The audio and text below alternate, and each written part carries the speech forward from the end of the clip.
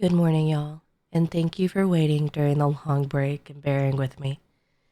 Today's verse is, by faith Abel brought God a better offering than Cain did. By faith he was commended as righteous when God spoke well of his offerings.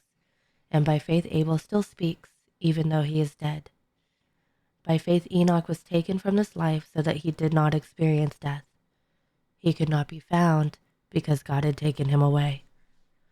For before he was taken, he was commended as one who pleased God.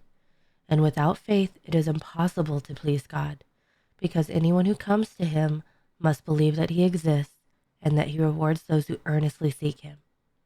Hebrews 11:4-6. Our daily devotional begins, faith that earnestly seeks God. What describes a person of great faith? Belief in God's miraculous power, big dreams for God, courage to attempt great feats for him. Hebrews 11 highlights many people who displayed such inspiring characteristics. We may not expect the Bible also presents us with a simple and grounded perspective at the start of Hebrews 11. One of the first few faith heroes mentioned in Hebrews 11 is Enoch, widely considered a mysterious figure as not much is known about him. We are not told if he attempted great feats for God, had big dreams, or if he did any miraculous feats for God's namesake. But what we know for certain from Genesis 5 is that Enoch walked faithfully with God. It was recorded that Enoch chose to relate intimately with God for a good 300 years. It was Enoch's earnest pursuit of God throughout his entire life on earth that earned him the commendation as a man of great faith, as a man who pleased God. Behind the remarkable acts that outwardly demonstrate faith stems from earnestly seeking after God, to seek him in the quiet and in the chaos, in the mundane and in the hustle and bustle of life.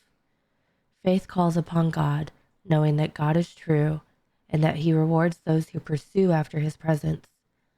Faith chooses God day after day in the long race of life. God sees this internal attitude of faith, and God delights in our faith.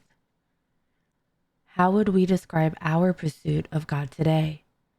He is much more than a familiar stranger that we conveniently meet, nor is he only a go-to for pragmatic help, answers, or direction. To earnestly seek him is something we can all do. Enoch's life invites us to see God as our great treasure, one we want to behold and wonder continually and to pursue. Shall we take time to pause and check our hearts?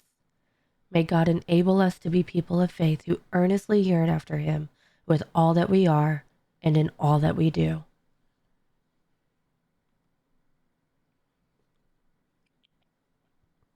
Dear God, let me seek you by desiring you and desire you by seeking you.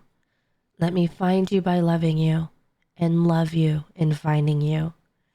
In your name, amen. When Enoch had lived 65 years, he became the father of Methuselah. After he became the father of Methuselah, Enoch walked faithfully with God 300 years and had other sons and daughters. Altogether, Enoch lived a total of 365 years. Enoch walked faithfully with God, and then he was no more, because God took him away.